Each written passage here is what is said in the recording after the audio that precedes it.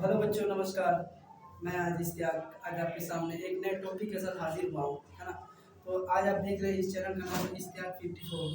इस चैनल को आपको ज़्यादा से ज़्यादा सब्सक्राइब एंड लाइक जरूर करें और शेयर करें। आज का टॉपिक होगा सस्पेंड, बर्खास्त और निलंबित, डिसमिस में क्या अंतर है। हम लोग सुनते हैं, कभी पिक्चर भी देखे होंगे या फिर सुने भी होंगे कि ये इंस्पेक्टर को आज सस्पेंड कर दिया गया, है ना, ट्रांसफर कर दिया गया, निलंबित कर दिया गया, लाइन हाजिर कर दिया गया। आखिर ये सब का मानी क्या होता है, आज हम आप लोग को समझाएंगे, है ना। इसका आखिर में अंतर क्या होता है, सस्पेंड मतलब क्या होता है, लाइन हाजिर मतलब क्या होता है, ट्रांसफर मतलब क्या होता है, डिसमिस मतलब क्या होता है, सबको एक तरीके से समझेंगे। तो प्लीज तो बने रहे मेरे वीडियो में इस टाइप 54 में। आइए समझते हैं हम लोग सस्पेंड। देखिए सस्पेंड का मतलब होता है, देखिए सस्पेंड, SUSPEND, सस्पेंड, जिसको हम लोग हिंदी में बोलते हैं निलंबित। ठीक है, याद रखना सस्पेंड और निलंबित दोनों एक ही वर्ड है। सस्पेंड और निलंबित, इसका माना होता है इंग्लिश में सस्पेंड और हिंदी में होता है निलंबित। तो देखिए सस्पेंड और निलंबित दोनों एक ही बात है ना। निलंबित करने का अधिकार अपने से ऊपर वाले अधिकारियों के हाथ में होता है। निलंबित करने का अधिकार अपने से ऊपर वाले अधिकारियों के हाथ में होता है। मतलब क्या होता है, देखिए जैसे हम अभी मास्टर हैं, हमसे अगर कोई ऊपर में जैसे हेड मास्टर है, अभी क्लास टीचर है, और हमसे ऊपर में जो हेड मास्टर है वो हमें निलंबित कर सकता है। ठीक है, जो मतलब मेरे ऊपर की बात है, यानी कि निलंबित करने का अधिकार, है ना, उनसे ऊपर वाले अधिकारियों के हाथ में होता है। अब देखिए जिस अधिकारी को निलंबित किया जाता है उसे आधी सैलरी एवं महंगाई भत्ता मिलता है। अब अगर किसी को सस्पेंड कर दिया गया या फिर निलंबित कर दिया गया, दोनों तो एक ही वर्ड है।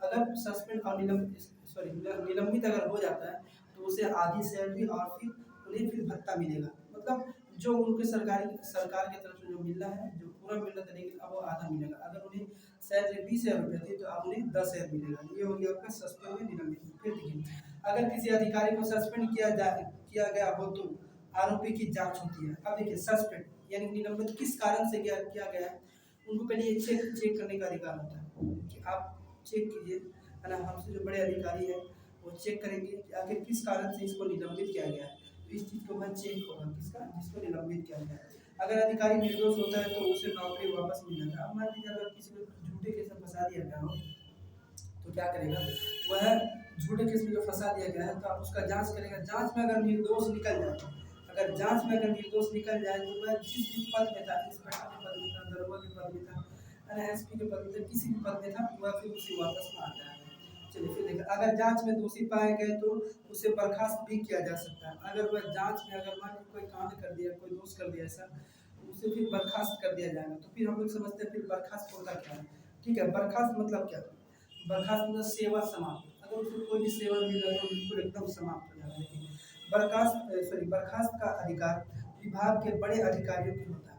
अब अगर मतलब अगर कोई आरोपी है, अगर कोई आपका कोई अगर स्कूल में हो या थाना पे हो, कोई ऐसा पुलिस वाला जो कि कुछ ऐसा कर देता है दोस्त, तो उसे क्या करेंगे, निलंबित करेंगे। फिर उनका जांच होगा, जांच में अगर दोष पाया गया हो तो उसे फिर मतलब बर्खास्त कर देंगे। इसका मतलब कि अब उनसे ऊपर जो है वो मतलब जो आपका जो बर्खास्त का अधिकार विभाग, जो थाना में जो विभाग है, विभाग का बड़े अधिकारियों का होता है। ठीक है, बर्खास्त में आधी सैलरी मिलती है ना। 3 बार बर्खास्त में ही आधी सैलरी मिलती है। बर्खास्त हुआ कर्मचारी किसी अन्य विभाग में सरकारी नौकरी नहीं कर सकता, है ना। जो इंसान निलंबित हो गया, निलंबित में जो दोषी करार पा गया वो हो गया बर्खास्त में हुआ इंसान कभी भी कभी दूसरा नौकरी नहीं पा सकता। ठीक है, बर्खास्त हुआ कर्मचारी चुनाव भी नहीं कर सकता।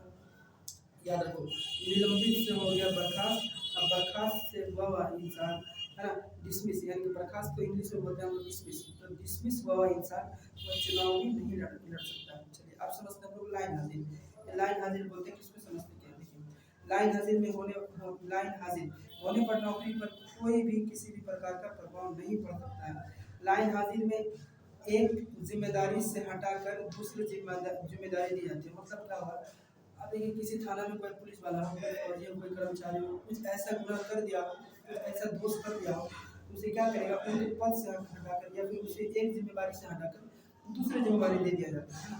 नो, अगर अगर पुलिस अगर कोई पुलिस अधिकारी ने किसी तरह का कोई अपराध कर देता है और वहाँ की जनता विरोध करना शुरू कर देती है तो वहाँ के बड़े अधिकार बड़े अधिकारी लोग गुस्सा गुस्सा शांत करते हैं, गुस्सा शांत कराने के लिए वहाँ से हटाकर कहीं और दूसरी जगह जिम्मेदारी दी जा सकती है, ना ही कोई सैलरी। मतलब क्या हुआ, अगर मान लीजिए अगर कोई थाना में अधिकारी है, ऐसा कुछ गुनाह कर दिया या फिर किसी को मतलब ज़्यादा से मतलब कोई इंसान है, कोई इंसान को जितना मारना चाहिए, जितना उन्हें सज़ा देना चाहिए, उनसे ज़्यादा कर दे देता है, उससे ज़्यादा अगर लाठी चार्ज कर देता है, तो वहाँ की जनता को शांत कराने के लिए उसे एक जगह से दूसरा जगह बोले तो ट्रांसफ़र कर सकता है ना?